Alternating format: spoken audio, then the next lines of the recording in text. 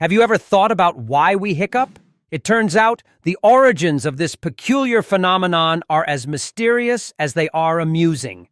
Hiccups occur when our diaphragm involuntarily contracts, causing a sudden intake of breath that's interrupted by the closing of our vocal cords, hence that adorable hic sound.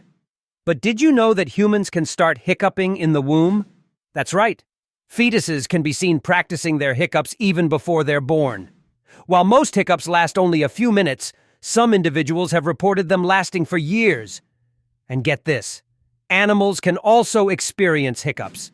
So next time you find yourself caught in a bout of hiccups, just remember, it's nature's quirky way to remind us we're alive.